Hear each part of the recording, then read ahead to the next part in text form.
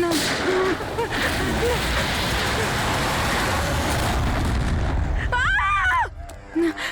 না ইনজেকশন। না, কাম ডাউন, কাম ডাউন। আমাকে ছেড়ে দাও, আমি কিছু করিনি, ছেড়ে দাও। Mallika, are you all right? Relax, তুমি হসপিটালে আছো, একদম সেফ আছো। মল্লিকা, মল্লিকা, মল্লিকা কেমন আছো তুমি? হ্যাঁ, ও গড, কেমন, ঠিক আছো তো তুমি? ঠিক আছো? ডক্টর ঈশান্ত, আপনি বলছিলেন যে বেদান্তকে, যে মল্লিকা একটু অস্থির হচ্ছিল, কিছু বিড়বিড় করছিল, কি হয়েছিল ওর? আসলে মল্লিকা যখন জ্ঞান ফিরল, খুব অদ্ভুত ধরনের কথা বলছিল। এরকম মনে হচ্ছিল যেন ও এখানে তো আছে, কিন্তু ওর মস্তিষ্ক অন্য কোথাও। মানেটা কি?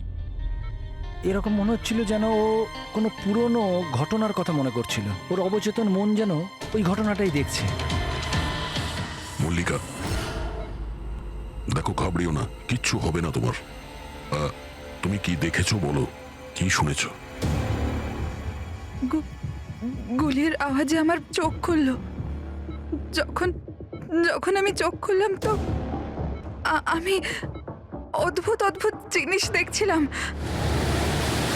একটা বোট, আর আর আর একটা লোক, ওই লোকটার হাতে একটা একটা বন্দুক ছিল। আর বন্দুকটা আমার দিকে তাক করে, আর আর ওই ব্লাস্ট হয়ে গেল, ওই ব্লাস্ট।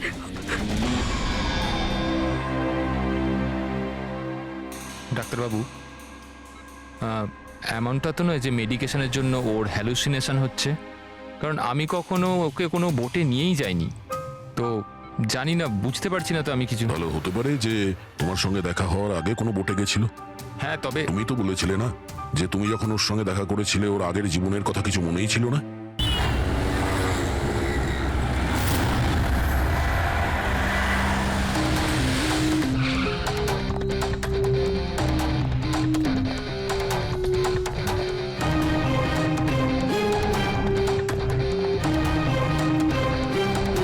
মল্লিকা কেমন আছে? ও ঠিক আছে তো? দেখুন প্লিজ, ওর খেয়াল রাখুন।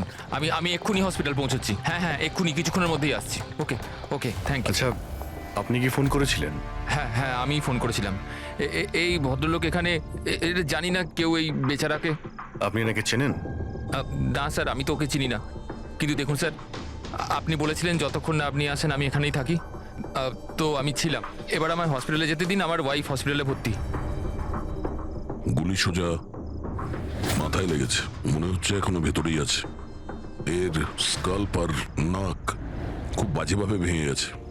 চোয়ালটা ভাঙেনি, কিন্তু একে শনাক্ত করা খুব মুশকিল। মুখ একদম নষ্ট হয়ে গেছে, ফেসটা রিকনস্ট্রাকশন করতে হবে। স্যার প্লিজ আমাকে হসপিটাল যেতে দিন। দেখুন, সরি, আমরা আপনার অবস্থা বুঝতে পারছি, কিন্তু এখানে কি হয়েছিল সেটা না জেনে আপনাকে যেতে দিতে পারছি না। Sir please sir. দেখুন, আমি জানি যে আপনি এই লোকটাকে চেনেন না, কিন্তু এর মৃত্যু আপনার কম্পাউন্ডে, আপনার বাড়িতেই হয়েছে। এটা কোনো কোইন্সিডেন্স তো হতে পারে না, কিছু তো ব্যাপার আছে। দেখো তো আশেপাশে কোনো বন্দুক পাও কিনা। স্যার,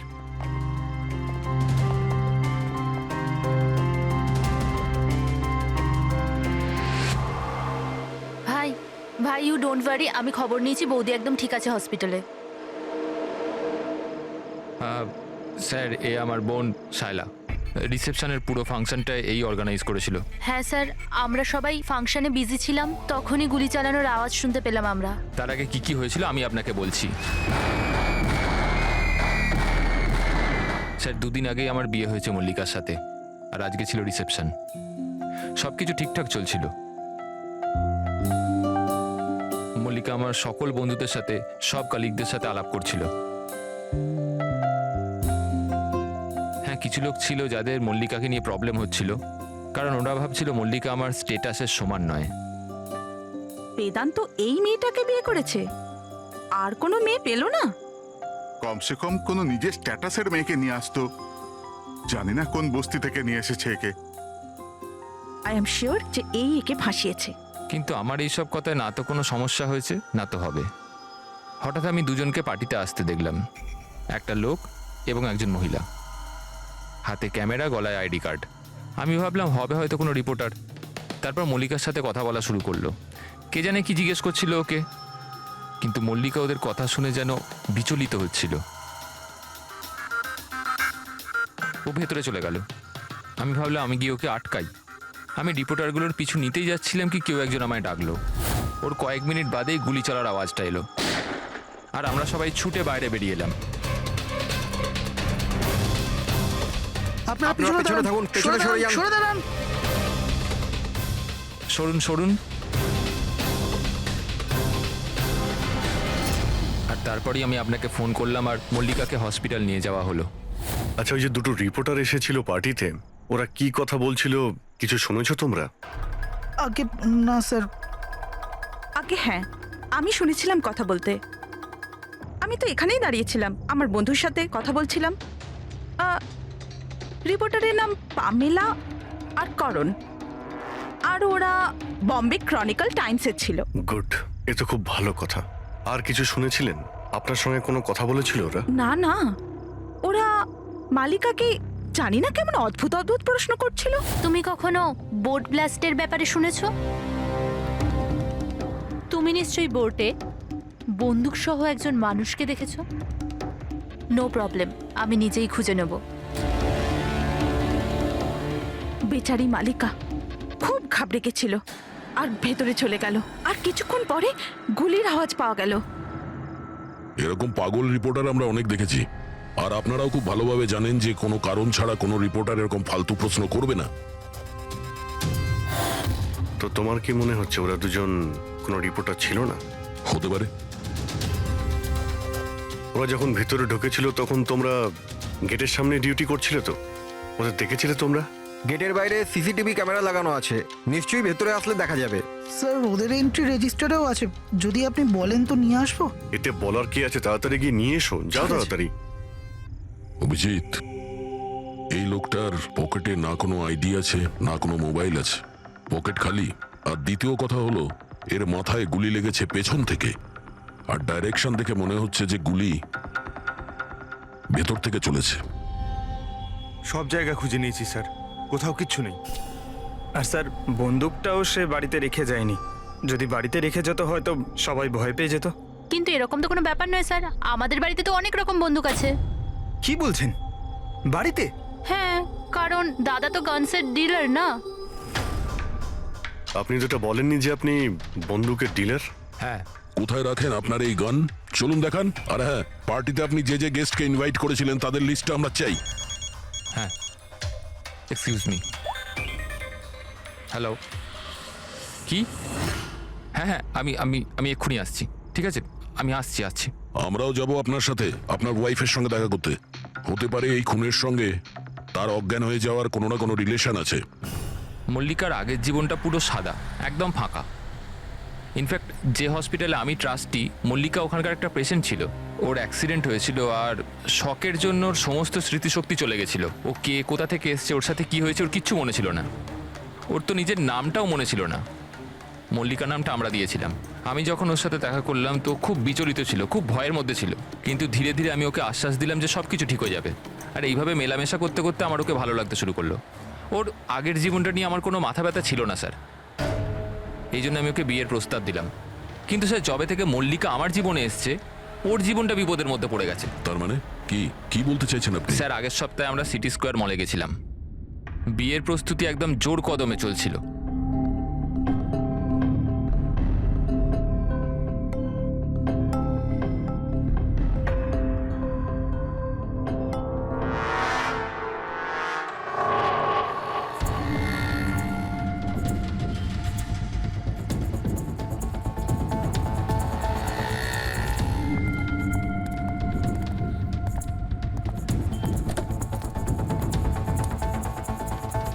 ম্যাডাম, মনে হচ্ছে আমি আপনাকে আগে কোথাও দেখেছি। আমায়? চিনতে পারলেন না আমাকে? না, আমি চিনি না আপনাকে। কি বলছেন চিনতে পারলেন না? এই দেখুন পোড়া মুখ, বোট, কিছু মনে পড়ছে না আপনার? না সরি, আমি আপনাকে চিনি না। কি বলছেন আপনি চিনতে পারছেন না? আমি জানি তো আপনি দিয়া ম্যাডাম, তাই না? আপনার কিছু ভুল হচ্ছে। আমার নাম মল্লিকা। আরে আপনি দিয়া ম্যাডাম তো। বোটে আপনি এসেছিলেন আপনার জন্মদিন পালন করতে, মনে নেই? না। নেই কি করে? আপনি মনে করুন। আরে আমার হাত- এই দেখুন আমার পোড়া বেদান্ত, মুখ। হাত ছাড়ো। আমার কোনো ভুল হতেই পারে না। আপনি চিনতে এই, পারছেন না আমাকে? ছাড়ো গে, আমি ছাড়ো চিনি গে। না আপনাকে। হাত দিচ্ছিস কেন কি গায়ে? বলছেন কি? উনি তো আমাকে চেনেন, দিয়া ম্যাডাম। এনার জন্যই আমার মুখটা পুড়ে গেছে, এখন আমাকে চিনতেই অস্বীকার করছে। তুই এখান থেকে বেরো, না হলে কিন্তু আমি পুলিশকে ডাকবো। আরে পুলিশ, আরে পুলিশ, এই, দাঁড়া, দাঁড়া। পুলিশকে ডাকবে ও। কিছু হয়নি, it's all right, it's all right. চলো চলো, তুমি গাড়িতে বসো। সেই লোকটা আর কোনোদিন সামনে এসেছিল? না স্যার, কিন্তু ওর দুদিন পরে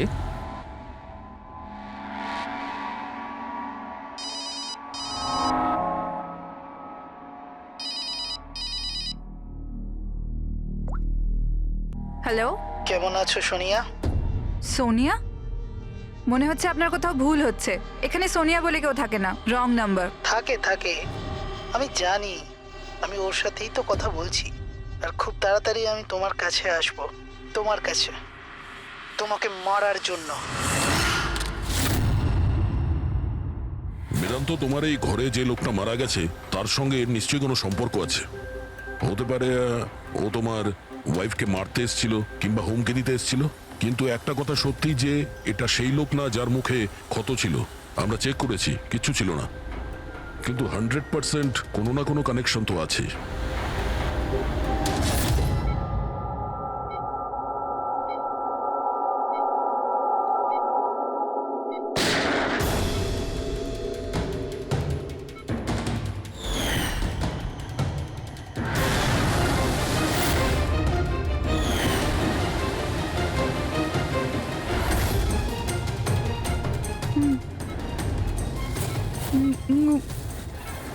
গুলি,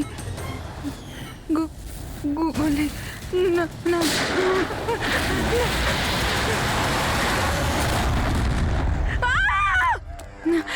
না, ইনজেকশন। না, কাম ডাউন, কাম ডাউন। আমাকে ছেড়ে দাও, আমি কিছু করিনি, ছেড়ে দাও। Mallika, are you all right? Relax, তুমি হসপিটালে আছো, একদম সেফ আছো। মল্লিকা, মল্লিকা, মল্লিকা কেমন আছো তুমি? হ্যাঁ, ও গড, কেমন, ঠিক আছো তো তুমি? ঠিক আছো? ডক্টর ইশান্ত, আপনি বলছিলেন যে বেদান্তকে, যে মল্লিকা একটু অস্থির হচ্ছিল, কিছু বিড়বিড় করছিল। কি হয়েছিল ওর? আসলে মল্লিকা যখন জ্ঞান ফিরল, খুব অদ্ভুত ধরনের কথা বলছিল। এরকম মনে হচ্ছিল যেন ও এখানে তো আছে, কিন্তু ওর মস্তিষ্ক অন্য কোথাও। মানেটা কি? এরকম মনে হচ্ছিল যেন ও কোনো পুরনো ঘটনার কথা মনে করছিল। ওর অবচেতন মন যেন ওই ঘটনাটাই দেখছে। মল্লিকা, দেখো, ঘাবড়িও না, কিচ্ছু হবে না তোমার। তুমি কি দেখেছো বলো, কি শুনেছো? গুলির আওয়াজে আমার চোখ খুলল। যখন যখন আমি চোখ খুললাম তো আমি অদ্ভুত অদ্ভুত জিনিস দেখছিলাম। একটা বোট, আর আর আর একটা লোক, ওই লোকটার হাতে একটা বন্দুক ছিল। আর বন্দুকটা আমার দিকে তাক করে, আর আর ওই ব্লাস্ট হয়ে গেল, ওই ব্লাস্ট।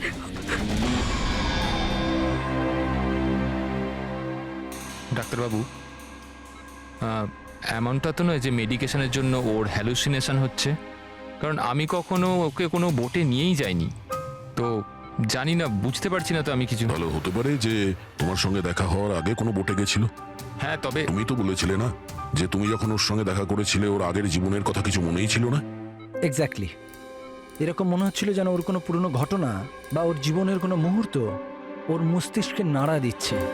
ডাক্তারবাবু, আপনি তাহলে বলতে চাইছেন যে এটাও মল্লিকার জীবনের গল্পের একটা অংশ? হতে পারে সেটা।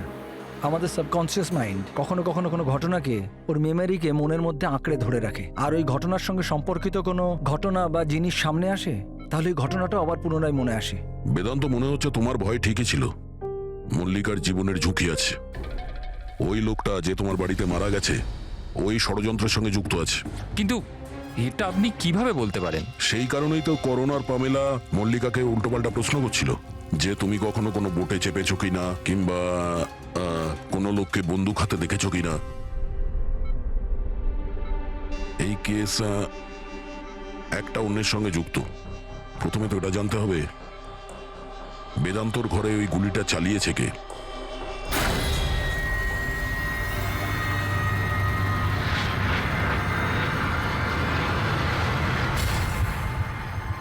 স্যার এগুলো লিগ্যাল ডকুমেন্ট আর লাইসেন্স সব আমাদের কাছে আছে। আচ্ছা, এখানে এই রুমে কারা কারা আসতে পারে? এখানে বেদান্ত স্যার, মল্লিকা বৌদি আর শায়লা ম্যাডাম ওনার বন্ধু আসতে পারে। অদ্ভুত তো, এখানে তো সবাই আসতে পারে। অনেকে এখানে আসতো, তার মানে তো যে কেউ বন্দুক নিয়ে এখান থেকে ইউজ করতে পারে। স্যার, হ্যাঁ স্যার এরা দুজন রিপোর্টার সেজে এসেছিল, সিসিটিভি ফুটেজে ধরা পড়েছে। মিডিয়া অফিসগুলো থেকে খোঁজ নিয়ে জানতে পারলাম যে এরা কোনো অফিসেই কাজ করে না। নকল রিপোর্টার? ঠিক আছে, এদের ব্যাপারে খোঁজ নাও আর এখানকার সমস্ত বন্দুক বাজেয়াপ্ত করো।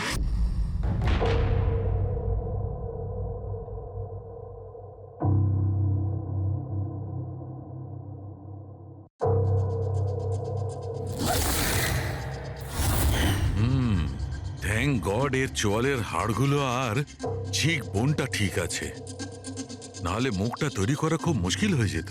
বেশিরভাগ খলিটা তো ভেঙে চৌচির হয়ে গেছে। যাই হোক, এই হাড়গুলো দিয়ে তো মুখটা বানানো যেতে পারে।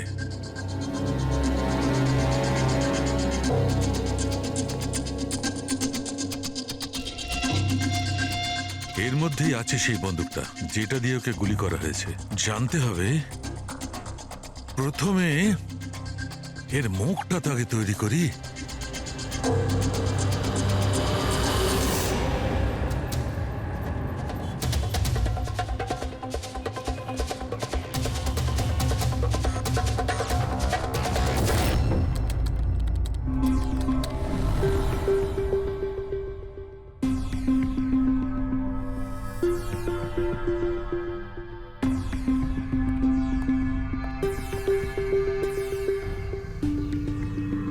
মল্লিকার কাছে যে সোনিয়ার নাম করে হুমকি দেওয়া ফোন আসছিল, সেটা পিসিও থেকে আসছিল, সেখান থেকে খুঁজে বের করা খুব মুশকিল। আর এই লোকটা মানে অর্ধেক পুড়ে যাওয়া লোকটা, যে ওকে ভয় দেখাচ্ছিল, এর কোনো ক্রিমিনাল রেকর্ডও নেই।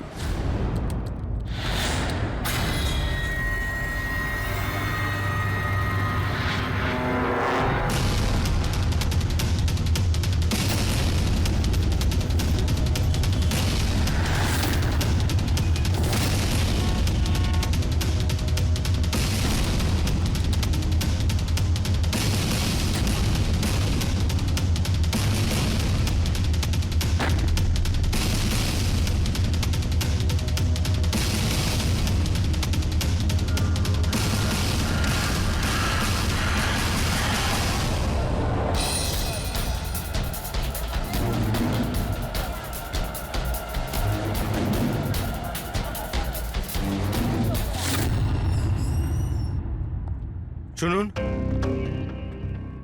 আগে বলুন। দেখুন আমরা সিআইডি থেকে আসছি। সিআইডি? আমি আপনার কি হেল্প করতে পারি? এক মিনিট, একবার এই ফটোটা দেখুন। এরা কি কোনোদিন আপনার কাছ থেকে ক্যামেরা আর মাইক ভাড়া করে নিয়ে গেছিল এই 48 ঘন্টার ভেতরে? এক মিনিট দাঁড়ান, আমি চেক করে আপনাদের বলছি। আমি এক্ষুনি আসছি।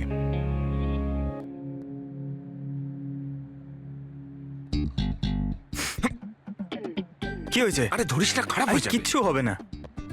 আরে ওগুলো তো দেওয়ালে এমনি টাঙানো রয়েছে। কি ফ্রেডি স্যার? আগে হ্যাঁ, এ করণ আর পামেলা, এরা 48 ঘন্টা আগে আমাদের এখান থেকেই মাইক আর ক্যামেরা ভাড়া করেছিল।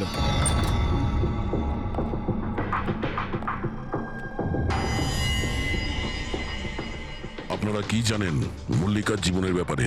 সত্যি কথা বলুন। স্যার আমি আর আমার স্ত্রী থিয়েটার অ্যাক্টার্স।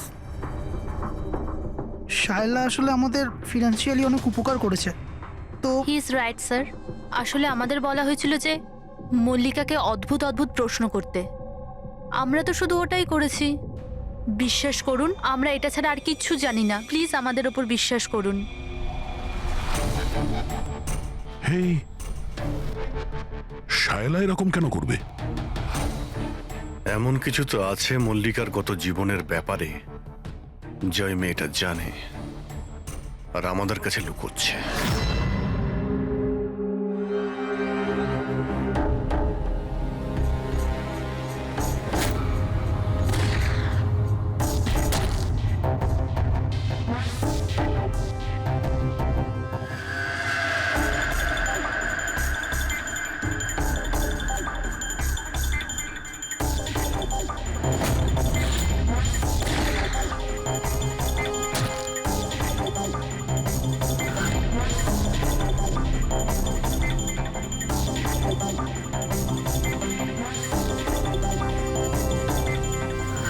তাহলে এইটা হচ্ছে ওর মুখ।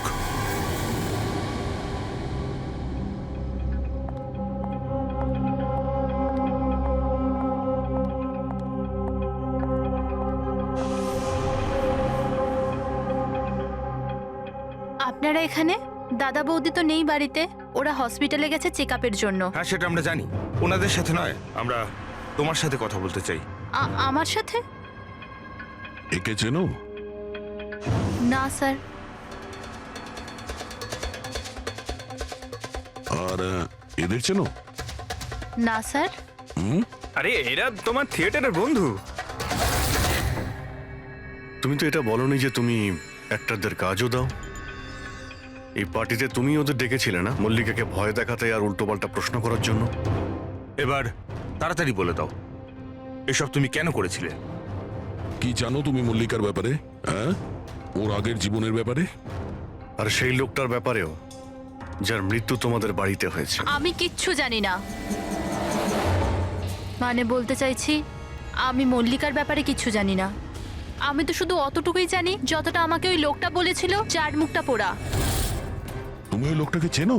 হ্যাঁ স্যার, যেদিন ওই লোকটা মল্লিকাকে হুমকি দিয়েছিল আমি ওখানেই ছিলাম। আর যখন দাদা মল্লিকাকে সামলাচ্ছিল তখন আমি ওই লোকটার পেছনে গেছিলাম। শোনো। কি হলো? কে তুমি? আর তুমি মল্লিকাকে কি বলছিলে? কি করে জানো তুমি ওকে? এটা আপনি আমায় কেন জিজ্ঞেস করছেন? ওনাকে জিজ্ঞেস করুন, যে মল্লিকা সেজে ঘুরে বেড়াচ্ছে ওনাকে জিজ্ঞেস করুন। দিয়াকে উনি বলবেন যে 1 বছর আগে কি হয়েছিল বোটে। হ্যাঁ, এই দেখুন, এই সব কিছু ওর পরিণাম। হ্যাঁ, আমাকে জিজ্ঞেস করছে কে মল্লিকা। আমার মল্লিকাকে নিয়ে কোনো চিন্তা নেই, কিন্তু আমি শুধু আমার দাদাকে নিয়ে চিন্তিত। আর আমি চাই না ওই পাগল মেয়েটার জন্য আমার দাদাকে হারিয়ে ফেলি। স্যার, এর থেকে বেশি আমি কিচ্ছু জানি না, সত্যি বলছি। স্যার তার মানে এটা তো ডেড এন্ড। ঠিক আছে, আপনি যান। এখন তো একটাই রাস্তা আছে।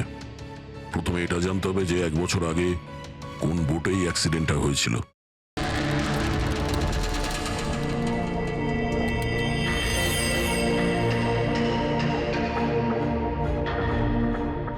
এমন যতগুলো কেস হয়েছে সব কটা দেখো 10 মাস থেকে 1 বছরের মধ্যে।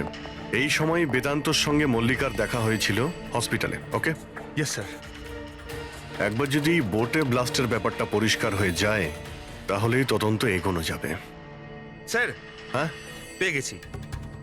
এই দেখুন, 2016 নভেম্বরে একটা বোট ব্লাস্ট হয়েছিল কেরালায়। স্যার ওই বোটে 4 জন ছিল, হাজব্যান্ড ওয়াইফ, ওনাদের মেয়ে দিয়া, আর ওই বোটের মাঝি। বম ব্লাস্টের জন্য স্যার সবাই মারা গেছিল, শুধু ওই মাঝি ছাড়া।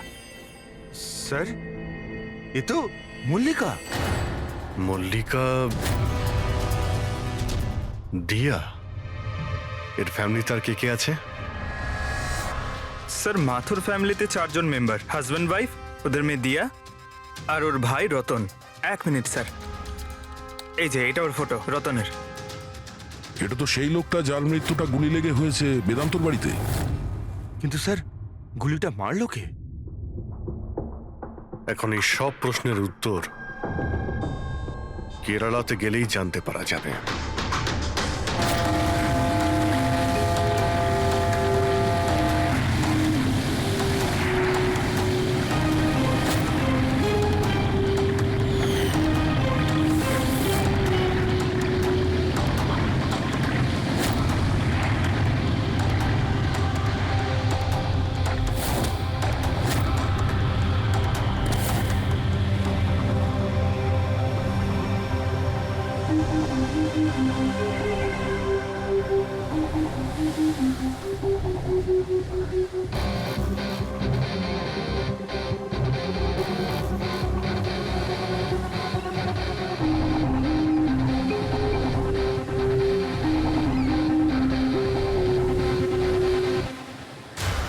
এই জালটাকে ভালো করে ধুতে হবে। সুব্রমণিয়াম, ভালো করে দড়ি দিয়ে বাঁধো। আগে আপনি সুব্রমণিয়াম? হ্যাঁ, সিআইডি, মুম্বাই। 1 বছর আগে ডিসেম্বর 2016-তে আপনার বোটে ব্লাস্ট হয়েছিল, সেই ব্যাপারে জানতে এসেছি। তাতে একজন পুরুষ আর একজন মহিলা মারা গেছিল, আর ওর মেয়েটা হারিয়ে যায়। আপনার বোটের মাঝিও তো ছিল ওতে। মাঝি? হ্যাঁ, আপনার বোটের মাঝি তো ওই বোটেই ছিল। হ্যাঁ স্যার, মাঝিও ছিল। প্রচুর লোকসান হয়ে গিয়েছিল আমার। 3 জন লোকের ফ্যামিলি এসেছিল, ভাড়া নিয়েছিল আমার নৌকোটাকে। ওদের ওই আইল্যান্ডে যাওয়ার কথা ছিল, নিজের বাংলোতে। স্যার, হঠাৎ ব্লাস্ট হয়ে গেল, সব শেষ।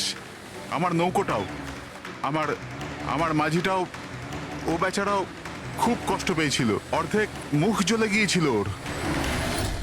আচ্ছা, এই কান্তকে এখন কোথায় পাওয়া যাবে?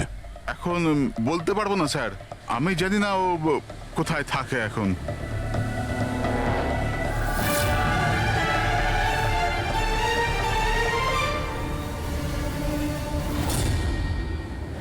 ইশারা কাকে করছিলেন? ইশারা? হ্যাঁ? ও স্যার, কে ওদিকে? স্যার, আমার স্যার।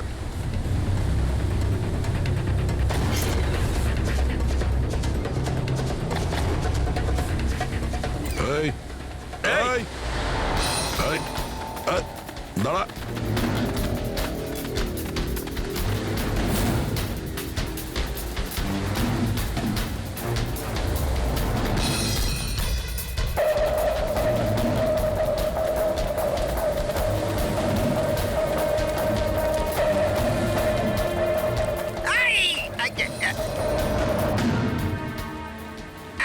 ছেড়ে দিন আমায়, ছেড়ে দিন আমায়, মুখটা ছেড়ে তো দিন। দেখা।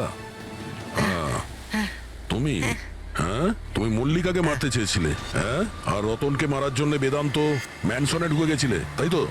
এই, আবার যাবো। আর ওখান থেকে পালিয়ে এখানে চলে এসছো লুকানোর জন্য? না কেন করেছো তুমি এটা, বলো? না না স্যার, আমি কাউকে খুন করিনি। আমি লুকোনোর জন্য পালাচ্ছি না, আমার প্রাণ বাঁচানোর জন্য পালাচ্ছিলাম। আচ্ছা, রতন মরে যাওয়ার পর আমাকে এখানে আসতেই হলো। আপনারা এখনো বুঝতে পারলেন না? ওই মল্লিকা পুরোপুরি পাগল। ও মল্লিকা বিপদে নেই, দিয়া নিজেই বিপদ। কি বাজে কথা বলছো? হ্যাঁ, ওই বেচারি তো অসুস্থ, আর তুমি ওকে সবসময় বিরক্ত করছিলে। না স্যার, ওই মেয়েটা আপনাদের বোকা বানাচ্ছে। বোটে কি হয়েছিল আমি আপনাকে জানাচ্ছি। ওই দিন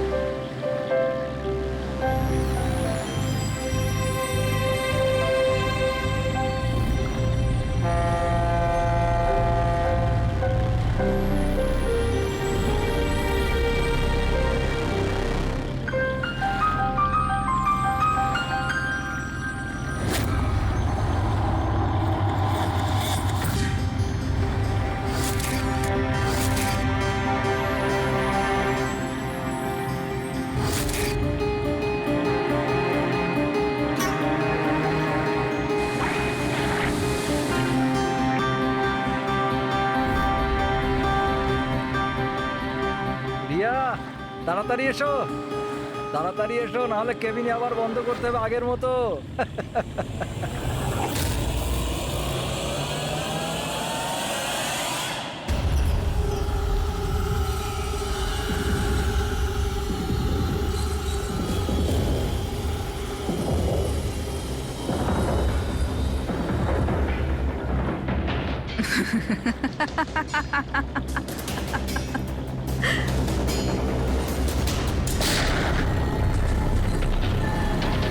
এটা আপনি কি করলেন? নিজের বাবা মাকে মেরে ফেললেন। দিয়া ম্যাডাম, এটা আপনি কি করলেন?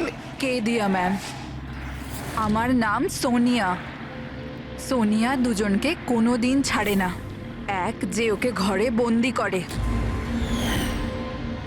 দ্বিতীয়, যে ওকে খারাপ কাজ করতে দেখে আমাকে নেয়। মারবেন না।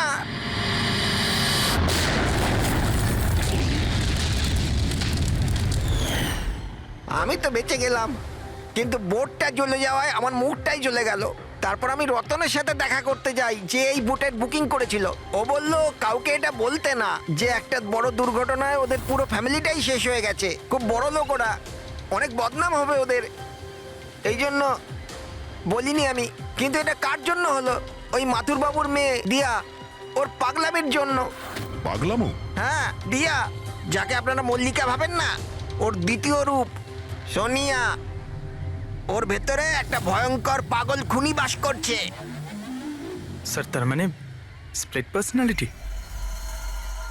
যদি এ সত্যি কথাই বলে, তাহলে তো আমাদের আগে এটা জানতে হবে যে দিয়ার ভেতরে সোনিয়া। ও রতনের খুন করেছে কিনা, আর যদি করে থাকে তাহলে দিয়ার ভেতরে সোনিয়াকে যে কোনোভাবেই জাগাতে হবে।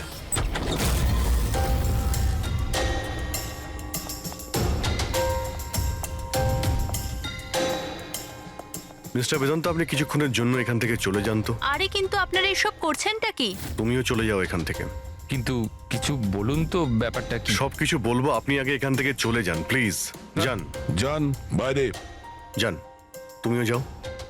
না না, আপনি না, আপনি ওখানে বসুন। স্যার, আপনি বসুন ওখানে। বেদান্ত, চলুন বসুন ওখানে। কি হয়েছে স্যার?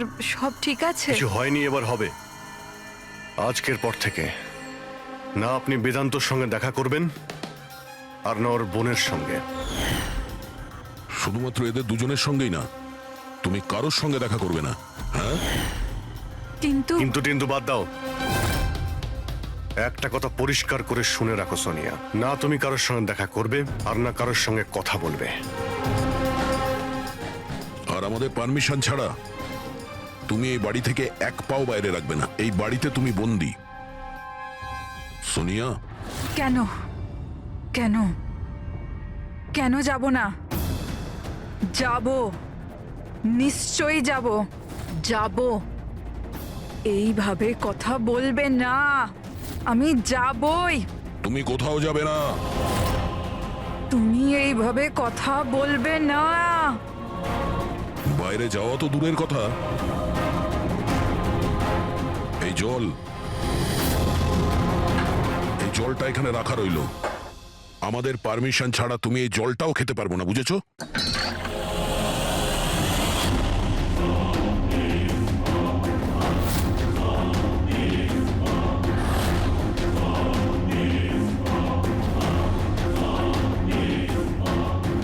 তুই আটকাবি আমাকে, নাকি তুই সোনিয়া নিজের ইচ্ছার মালিক? সোনিয়াকে কেউ আটকাতে পারবে না। সোনিয়াকে কেউ আটকাতে পারবে না।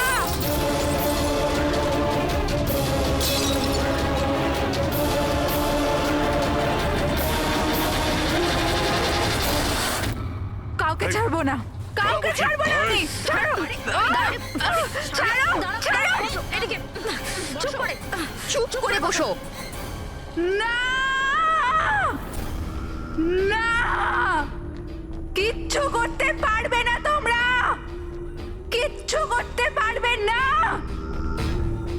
সোনিয়া থাকতে দিয়ার কেউ কিচ্ছু করতে পারবে না, কিচ্ছু করতে পারবে না।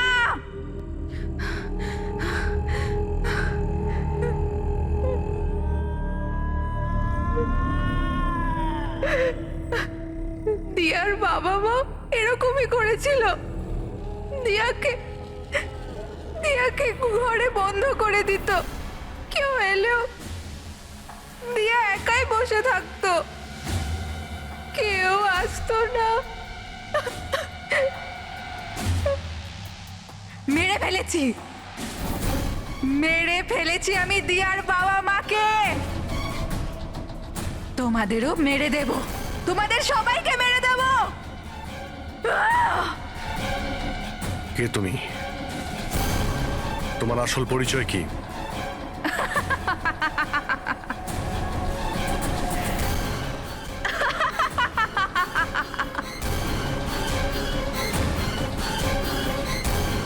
আমি কে আমি দিয়া, আমাকে বাঁচাও, আমি দিয়া, প্লিজ আমাকে বাঁচাও, প্লিজ। রতনকে তুমিই মেরেছো না? হ্যাঁ, যাতে ও বেদান্ত আর শায়লাকে তোমার আসল পরিচয় না দেয়, তাই তো? এটা কি বলছেন স্যার? রতন রতন এখানে এসেছিল? রতনের ডেথ কি এই বাড়িতেই হয়েছিল? আমার বাড়িতে রতনের ডেথ হয়েছে? ভালো হয়েছে, খুব বিরক্ত করতো আমাকেও। যদি আমি ওকে গুলি মারতে পারতাম কত মজা হতো, সবাই মরে যেত আমারই হাতে, তোমাদের সবাইকে আমিই মেরে ফেলবো।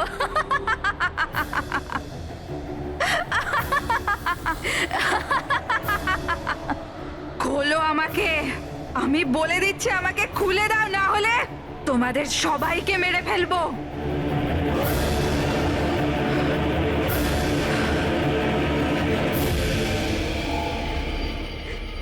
ছেড়ে দাও না দিয়াকে,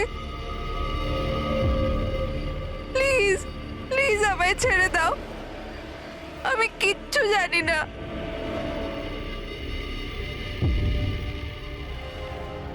বেদান্ত, বেদান্ত, বেদান্ত, তুমি কোথায় গেলে? বেদান্ত কোথায়?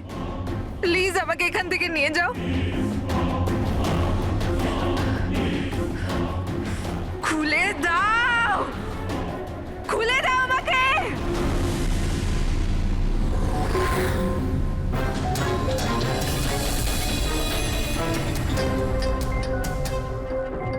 এই হচ্ছে সেই বন্দুক যেটা থেকে গুলি করা হয়েছে। এবার অভিজিৎ, তুমি এক কাজ করো, এই বন্দুকটা নাও, আর ওই সেকেন্ড ফ্লোরে যে উইন্ডোটা আছে ওখানে গিয়ে একে গুলি করো। ওখান থেকে?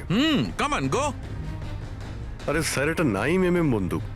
যদি আমি জানালা থেকে দাঁড়িয়েও এই ডামিকে গুলি করি, তাহলে গুলিটা ডামি পর্যন্ত পৌঁছানোর আগেই নিচে পড়ে যাবে। রেঞ্জ খুবই কম হয়, এর গুলি লাগবেই না। আচ্ছা, ওর গুলিটা লাগবেই না। না। ওকে, এর গুলিটা যদি ওখান থেকে না লাগে তাহলে দয়া দয়া তুমি এক কাজ করো, তুমি এখান থেকে 7-8 ফুট দূর থেকে একে গুলি করো। Come on.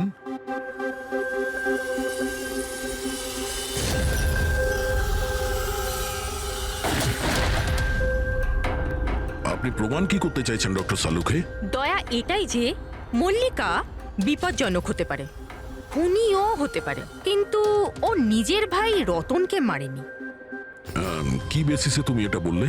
আমি বলছি, দয়া, যখন তুমি একে গুলি মেরেছো, এই গুলিটা সিধে এখানে গিয়ে লেগেছে এর খুলিতে নিচের দিকে। হ্যাঁ, যদি এই গুলিটা সেকেন্ড ফ্লোর থেকে ছোঁড়া হতো তাহলে অভিজিৎ যেমন বলেছে ওই গুলিটা এখানে এসে পৌঁছতোই না, নিচে পড়ে যেত। আর মনে করো যদি ওটা খুব পাওয়ারফুল গান হয়, গুলি একে লেগেও যায়, তাহলে গুলিটা এর ওপর থেকে নিচের দিকে লাগতো, কারণ গুলিটা এইভাবে আসতো এই ওপর থেকে নিচের দিকে। কিন্তু আমি যে ক্ষতটা পেয়েছি ওটা একদম সিধে গেছে, সিধে। সেই জন্য মল্লিকা এই গুলিটা চালায়নি।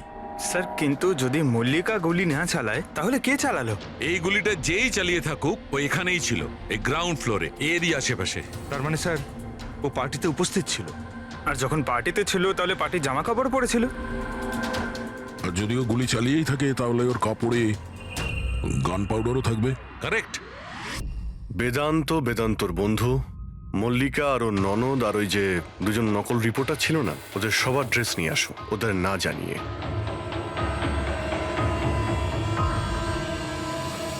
আমাদের কাছে এটা একটা অদ্ভুত কেস ছিল। শুরুতে আমরা বুঝতেই পারছিলাম না যে খুনি আসলে কে, কিন্তু কথায় আছে না, সত্য কোনোদিনও গোপন থাকে না। ও মল্লিকাকে হুমকি দিয়েছিল, ভয় দেখিয়েছিল, এটা সত্যি। আর 1 বছর আগে মল্লিকা ওর বাবা মাকে খুন করেছিল, এটাও সত্যি। কিন্তু মল্লিকার ভাইয়ের খুন না মল্লিকা করেছে, আর না নৌকো চালক করেছে।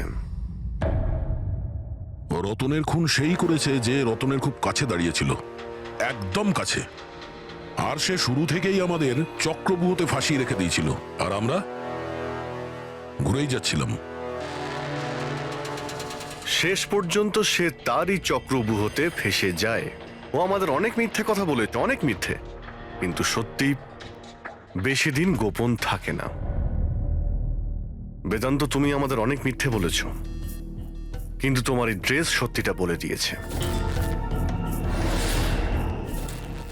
আমরা তোমার জামার থেকে গান পাউডার পেয়েছি।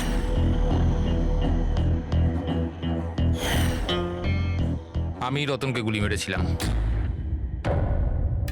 রিসেপশনের একদিন আগে ওর একটা ফোন এসেছিল, আর ও রিসেপশনের দিনও এখানে এসেছিল। আমি ওর সাথে একা দেখা করতে গেলাম, কি সব উল্টোপাল্টা কথা বলছিল। বলছিল যে মল্লিকার মাথার ঠিক নেই, ওর নাকি ডিসঅ্যাসোসিয়েটিভ ডিসঅর্ডার আছে, স্প্লিট পার্সোনালিটি, জানি না আরও কি সব বলছিল। বলছিল মল্লিকাই নাকি ওর মা বাবাকে মেরেছে, আর ও আমাকেও নাকি মেরে দেবে।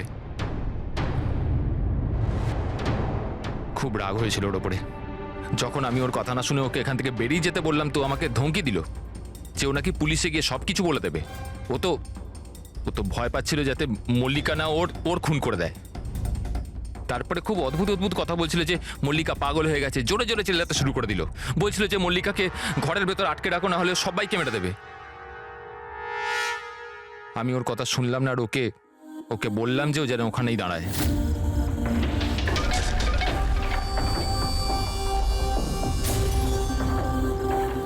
ওকে আমি নিজের প্রাণের থেকেও বেশি ভালোবাসি। আর ওই রতন, আরে এই রতন ওকে পাগল বলছিল, ওকে জেলে পাঠাতে চাইছিল। সব কিছু শেষ হয়ে যেত, মল্লিকার জীবন, আমার ইমেজ, এই সব কিছু শেষ হয়ে যেত। সেটা তো মিস্টার বেদান্ত ধরে নাও শেষ হয়েই গিয়েছে। আর তুমি এটা কি করে ভাবলে যে তুমি কারো খুন করে দেবে আর তোমার জীবন আর ইমেজ ঠিক থাকবে? হ্যাঁ, মল্লিকা ওরফে দিয়া এই অপরাধ অজান্তে করেছে, সজ্ঞানে করেনি। কিন্তু তুমি সবকিছু জেনে এই অপরাধ করেছ। সেই জন্য মল্লিকা যাবে অ্যাসাইলামে, আর তুমি যাবে গরাদের ভিতরে।